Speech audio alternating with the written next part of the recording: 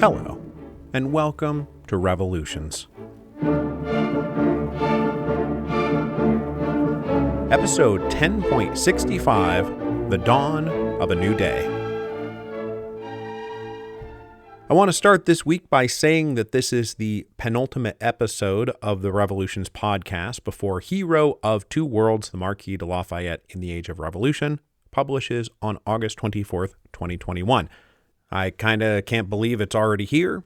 I kind of can't believe I've been doing this for this long and something is finally going to come of it. I am consumed by nervous anticipation. This is 3.5 years in the making. But anyway, this is basically the last time I'll have to ask you to please pre-order the book before it comes out. And just so you know, all the pre-orders count as transactions on the date of publication, and therefore massing all of those sales in a single week and on a single day helps put the book on the New York Times bestseller list, if that's a possibility. And maybe we can help prove that I'm not just a one-hit wonder. So if you're planning on getting the book, please just go ahead and pre-order it right now. Thank you very much. Now, people have asked me, how are we doing on the 10,000 pre-order campaign? And the honest answer is, I have no idea. That is because all the local indie bookshops out there don't report their pre-order numbers. They just take the order and then process the resulting sale on publication date. So my big push to get you all to pre-order the book from local stores has left me and the publisher basically blind. But I don't really care because it sounds like we've done exactly what I wanted to do.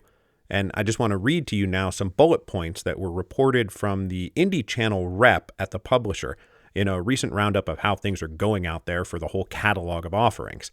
The first one is, Mike Duncan has done an incredible job driving sales of Hero of Two Worlds to the indies. Accounts are picking up on average 5 to 20 copies. And then later she said, speaking of pre-orders, Mike Duncan is the new hero of independent bookstores everywhere. His pre-order campaign for Hero of Two Worlds, sending listeners to our stores, has made a big impact. And then the final bit is from a final call out of things worth focusing on. Hero of Two Worlds.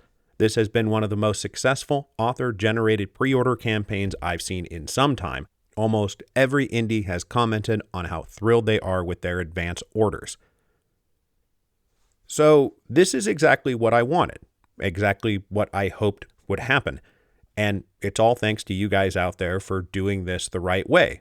I mean, I already consider the pre-order campaign to be a massive success. We have made a huge positive impact. It has been noticed. It has been appreciated. And it's something I think we can all take a great deal of pride in accomplishing. And we did it together. I mean, it says like Mike Duncan did this and Mike Duncan did that, but all I did was ask you guys to go do something and you did it. So this is all of us doing this together. And truly, thank you from the bottom of my heart. I really do have the best fan base in the world and people out there are noticing it. So great job. Really great job. Thank you. But enough about us. The last 2 episodes covered what we call the February Revolution, which took place in the final week of February 1917, according to the old-style calendar. But what began in February finally finished in March, and what we're here to talk about today is all of the stuff that is associated with the February Revolution and is wrapped up in the memory of Glorious February, but which actually happened in March. So today we're going to run through events in March because after March comes April. And if you've read ahead even a little bit, you know that you know who is coming back in April. So we're going to pick things up today with a phone call at 6 o'clock in the morning on March 3rd, 1917. So just a few hours after Nicholas signed his abdication in a rail car in Pskov. The phone call was placed by the leaders of the rapidly coalescing new provisional government to Nicholas's younger brother, Grand Duke Mikhail. This phone call informed a groggy Mikhail that Nicholas abdicated the throne, and, at least according to the paperwork, Mikhail was now Tsar of Russia. But this was not a happy call, a congratulations on your promotion and let us know when you want us to come down and pledge fealty to you. It was instead, this is where things stand at the moment, but please do come down at your earliest convenience to discuss this with us, because there are some very important things to discuss. So Mikhail got dressed and went to meet the leaders of the Duma's Provisional Executive Committee, which, as I said, is rapidly transitioning into becoming an official provisional government. When the Grand Duke entered, he expressed surprise and consternation at his brother's decision. Like almost everyone else, he expected that if and when Nicholas abdicated, it would be in favor of Alexei, and if anything, Mikhail would be a regent, not the Tsar himself. He admitted he didn't quite know what to do. The leaders around him, almost to a man, told the Grand Duke, "We think it would be a catastrophic mistake for you to accept the crown. The news has already been spreading that you're the new Tsar, and the response, particularly from the soldiers, has been hostile and dissatisfied." And this gets back to what we talked about last week, which is one of the key points in the agreement between the leaders of the Duma and the leaders of the Soviet, is that a Constituent Assembly would be convened to settle Russia's post-revolutionary constitution. This is the expectation that was out there in the streets and in the barracks. These people were not going to accept a backroom deal to simply replace one Romanov for another. Now, almost alone among his colleagues, however, Pavel Milyakov told Grand Duke Mikhail that he must accept the crown, that the monarchy itself was still an essential institution, and if Mikhail refused to be Tsar, he would guarantee a civil war. But Milyakov was the only one who believed that.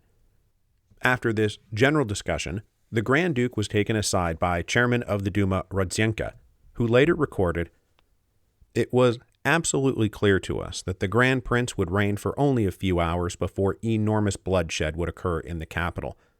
It was clear to us that the Grand Prince would be murdered immediately and all his supporters with him. He did not have any loyal troops at his disposal, and therefore could not rely on any armed force.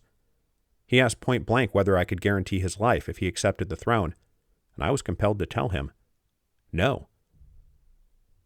Mikhail emerged from this meeting and announced to the other leaders surrounding him he would not accept the crown, unless it was offered to him by the anticipated Constituent Assembly. He drafted a statement to this effect, wherein he also implored everyone to recognize and obey the provisional government. This statement was published the following day in the newspaper alongside Nicholas's official letter of abdication. And this is how legal political authority passed first from Nicholas to Mikhail, and then from Mikhail to the provisional government. And there it would remain until October. The new provisional government, which officially marks its beginning to March 2nd, 1917, was drawn from the senior leadership of the Progressive Bloc, most of whom had been sitting on the unofficially convened Provisional Executive Committee of Duma delegates. Pavel Milyakov became foreign minister, Alexander Guchkov became minister of war, Alexander Kerensky became minister of justice. Heading up the provisional government was Prince Lvov, the highly effective and well-respected leader of the Zemstva Union, who became Minister of the Interior and also Prime Minister of the new provisional government. All of these guys took up their posts quickly and without very much infighting. The Progressive Bloc had been aggressively trying to force Nicholas to accept a new government composed of them for years now, and so the question of who would get what job had long since been settled. For months, newspapers had openly published lists of what leaders would take over which ministries. So, while the revolution, of course, caught them by surprise, they had been expecting to get this call for years now. It's not like they were totally caught off guard and suddenly rushing to do things they weren't expecting to be doing. Now, the general public had also been waiting for these guys to become the government for months now, or years now. And when the news finally started to spread, the provisional government enjoyed broad support from the right and from the left, from workers and aristocrats, soldiers and civilians, at home and abroad. As I've hopefully established by now, just about everyone was ready for a new government by the winter of 1917. And even any lingering shred of loyalty to Nicholas and Alexandra out there among conservatives had long since frayed beyond repair. As word spread over the next few hours and days and then weeks, news of the Tsar's abdication and that Russia was now in the hands of capable leaders was greeted with celebratory euphoria. Not the least reason being that these guys were all viewed as patriotic Russians, unlike Empress Alexandra and the people who surrounded her, who most everybody had long since concluded were like secretly pro-German and trying to lead the empire to ruin. So there were celebrations in city streets and out in the trenches and in tiny rural villages. A new day was dawning, and the wave of optimistic joy and relief was nearly uniform throughout the empire. With the Russians themselves clearly ready to embrace and recognize the provisional government, Russia's foreign allies quickly followed suit. On March 9th, the United States became the first power to formally recognize the provisional government as the legitimate government of the Russian Empire, with Britain, France, Italy, and the other allies quickly following. With this final test of legitimacy passed, the provisional government was the government. So what were they going to do with their newfound power, authority, and legitimacy?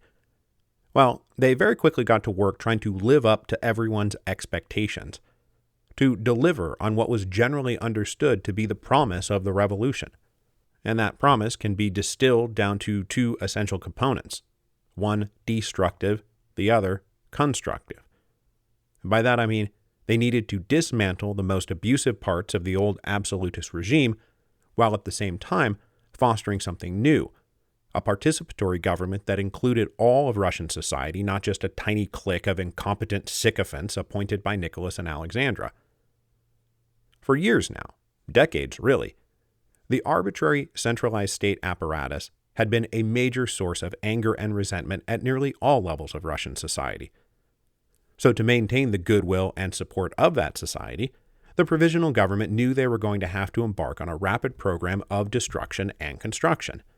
On the destructive side, that meant eliminating the most hated parts of the old regime, and on the constructive side, it meant replacing the deeply unpopular, closed-up, and arbitrary bureaucratic apparatus with something that was far more open and responsive to the Russian people. One of the first targets for destruction was the Tsar's police and internal security apparatus.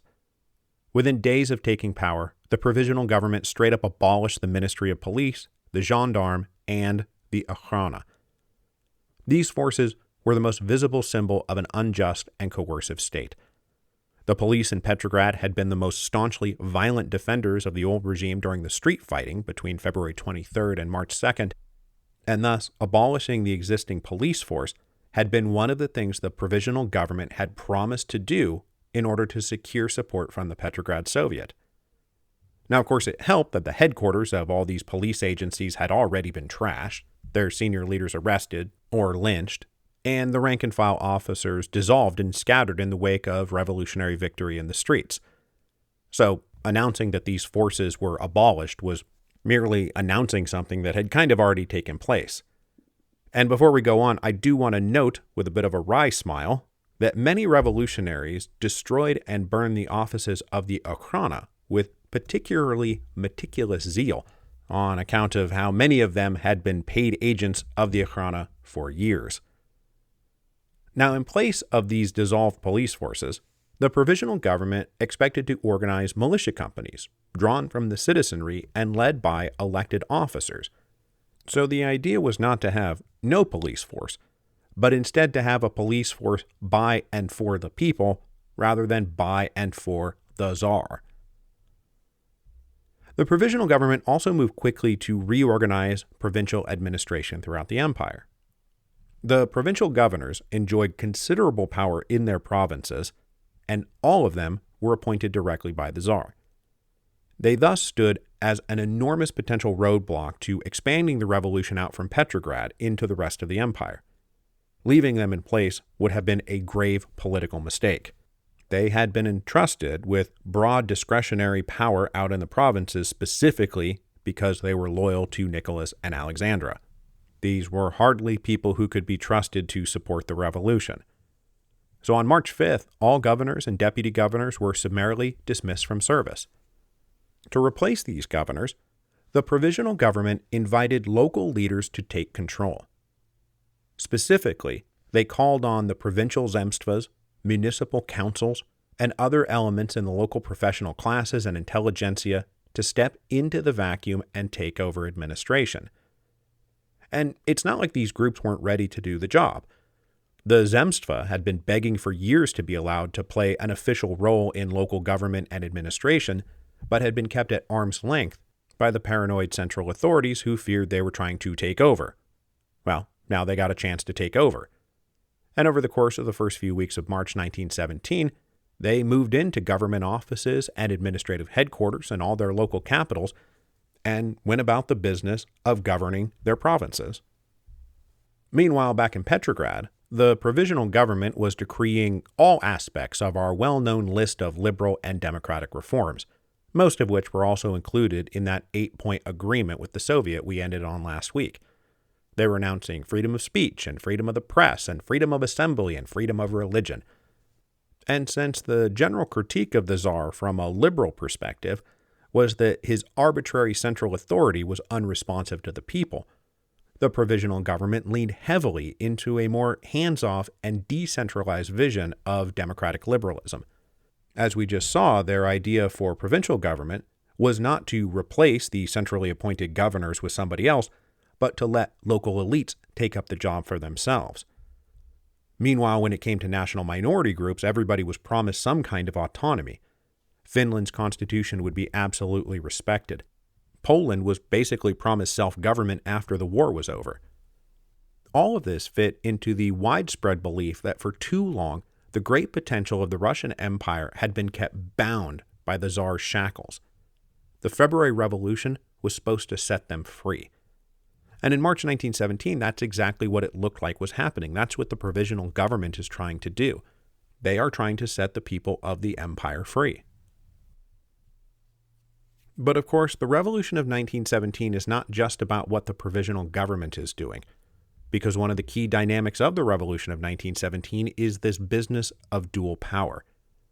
Because growing right alongside the provisional government is the Petrograd Soviet, who sometimes supported, sometimes criticized, and sometimes outright undermined what the provisional government was doing.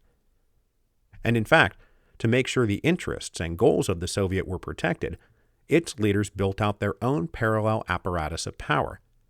And while their official policy was supporting the provisional government, it was very clear that their support was entirely contingent on the provisional government not doing anything that the Soviet opposed.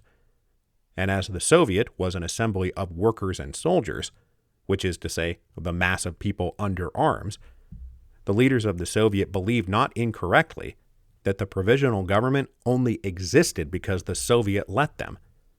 The Soviet could frankly overthrow the provisional government practically any time they wanted, and both sides were well aware of it. Now, thanks to holding the trump card in this uneasy power-sharing dynamic, the Petrograd Soviet felt free to pursue their own initiatives without bothering to seek the approval of the provisional government. So they would just do stuff. For example, on March 5th, they blew off freedom of the press and announced that no paper could be published without Soviet approval. Now, mostly permission was granted, but they specifically named a bunch of reactionary newspapers with known ties to the Black Hundreds and said, yeah, you're shut down, you can't publish. Now, on the level of principle, this was in opposition to the professed respect for freedom of speech and the press trumpeted by liberals in the provisional government, and which was supposed to be one of the goals of the revolution. But the leaders in the Soviet did not care. Their eye was on a very practical ball. If you want a revolution to succeed, don't let conservative thugs publish anti-revolutionary propaganda in the middle of the revolution.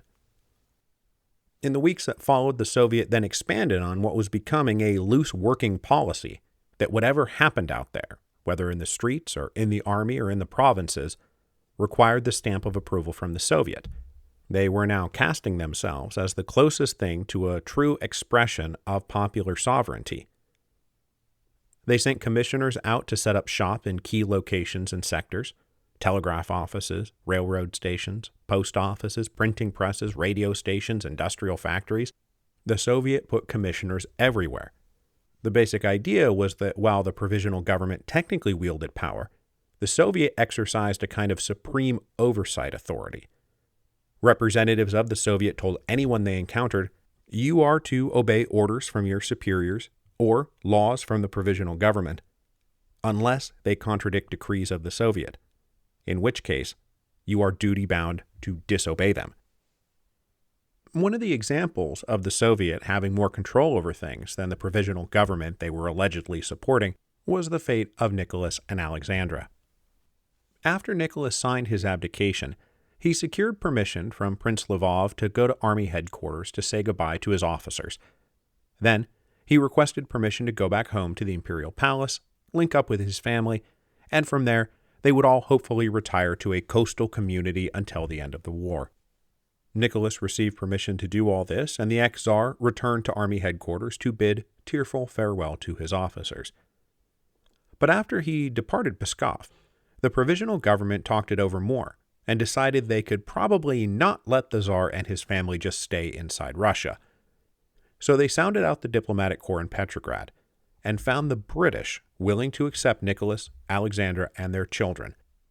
All of the Allies were concerned that if Nicholas and Alexandra settled anywhere in close proximity to the Germans, that they would become a focal point not just for domestic counter-revolutionary activity that would further destabilize Russia, but that the Germans would be able to get in contact with Alexandra and fund and support such counter-revolutionary activity. In fact, the restoration of the Russian monarchy might become a German war aim. The whole Eastern Front could collapse, and Russia might very well become a permanent ally of Germany. So, the imperial family remaining in Eastern Europe was not in the national interest of any of the Allies, and so the British made logistical arrangements for the imperial family to be put on a British steamship. King George V even wrote a personal letter inviting his cousins to come settle in England. But this whole idea was quickly short-circuited when rumors leaked of the plan. When the leaders of the Soviet found out about it, they were incensed. They did not believe Nicholas nor Alexandra should be allowed to simply depart Russia without standing trial for their many crimes. The leaders of the Soviet informed the provisional government that they would not stand by and let the ex-Tsar leave the country. The provisional government immediately backed down. They sent 4 deputies to army headquarters to escort Nicholas back to Tsarsky Selo, where he would be placed under house arrest. The provisional government also ordered officers and soldiers that they trusted to go take control of the imperial palaces and make sure no one got in or out without permission. In the midst of all this, the leaders of the Soviet briefly panicked when the ex-Tsar was in transit back to Petrograd because they lost track of him, and they believed he was being hustled out of the country. They went so far as to issue radio broadcasts saying, "If you see the Tsar, you must arrest him at once. He is a fugitive." But the provisional government had not double-crossed the Soviet, and shortly thereafter Nicholas was deposited back in the imperial palace. To be super sure of things, though, the Soviet then sent its own company of about 300 infantrymen backed by a company of machine gunners under an officer who just so happened to be an SR. Their job was to make sure Nicholas was in fact there, and this officer may have had further orders to either take command of security at the palace or possibly go so far as to take the imperial family into custody and deposit them in the Peter and Paul fortress. Although what this officer wound up doing was negotiating with the soldiers he found on site and decided not to push the envelope and instead reported back to the Soviet that he believed the imperial family were under proper custody. So it's not 100% just the Soviets' representatives running roughshod over anybody here. But that said, if the provisional government had had their way, Nicholas and Alexandra and the children would have been safely sent to England. Instead, at the behest of the Soviet, they remained very unsafely in Russia. As the Soviets' claim to their special authority grew, the Soviet itself also grew. After the first week of March, there were about 1,000 elected delegates, and within just a few weeks, that number is going to top out at over 3,000. Then, the newly forming Soviets out in the provinces, and out on the front lines, started sending delegates to Petrograd.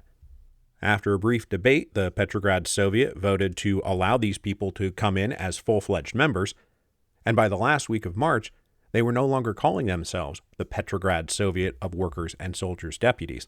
They were now the All-Russia Soviet of Workers and Soldiers Deputies, bolstering their claim to be the true representatives of the people, not just the people of the capital, but of the whole empire. As the Soviet grew, the executive committee also grew until it hit more than 70 members. And as this body became increasingly unwieldy, they created another nested committee called the Bureau, composed of 24 members, mostly Mensheviks, SRs, and Trudoviks. General assemblies of all the delegates became infrequent. There were only a handful of full sessions over the course of the rest of the month, and this self-selected group of Socialist Party leaders in the Executive Committee and in the Bureau made most of the decisions on behalf of the people they claimed to speak for. Now, it would be easy, and partly true, to cast these socialist leaders as cynically co-opting the sovereignty of the people. But it is worth keeping in mind that the workers and soldiers clearly believed the Soviet represented their interests better than any other institution. And so, if you had asked them at this moment, they would have probably said, yes, the Soviet is the institution of the people, and I support them for that very reason. But that said, it is worth pointing out for the umpteenth time that the vast majority of Russians were peasants, and peasants were not represented at all in the Soviet.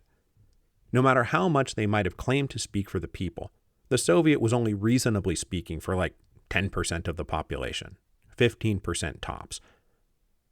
And it's not like the peasants were just passively inert on the one hand or clamoring to join the Soviet on the other. As we're going to talk about more down the road, the peasants were having their own revolution.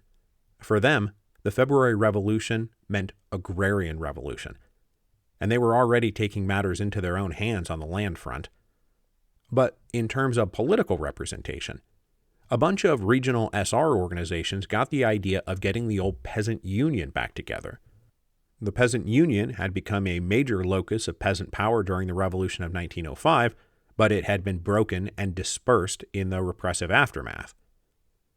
So as we're going to see with the peasants, they are, again, the vast majority of the population, and they are going to remain aloof from the Soviet and seek to create their own representative institutions where their representatives were representing their interests. So whatever the assumed pretensions of the Soviet, they were never going to be more than what they officially were, a Soviet of workers and soldiers. But as to this question of who represented the people, and what could be considered an authentic voice of the nation, we'll end today with a big mistake that the provisional government was making. As we've noted several times over the past couple episodes, the final verdict of the February Revolution was always supposed to be rendered by a Constituent Assembly. Everyone was under the impression the provisional government was just that, provisional. That one of their most important jobs was figuring out when, where, and how to hold democratic elections to convene a National Assembly that would hammer out a new constitutional order, an assembly that could truly claim popular legitimacy. But instead of treating this promised Constituent Assembly as a matter of vital urgency, the provisional government dragged their feet. They formed a committee to come up with an electoral plan, but this committee got bogged down either arguing minutia or getting distracted by minor concerns. So weeks passed, and then months passed, before they even had a preliminary idea of how to hold elections. So not only was the provisional government failing to fulfill one of their most important promises on a moral level, on a strategic level, their failure to convene the Constituent Assembly left laying around a very big and very obvious cudgel critics of the provisional government could pick up and beat them with. It is going to become very easy to argue the provisional government was not interested in forging a government of the Russian people, but of simply perpetuating their own power indefinitely. So that's the political situation heading into April 1917.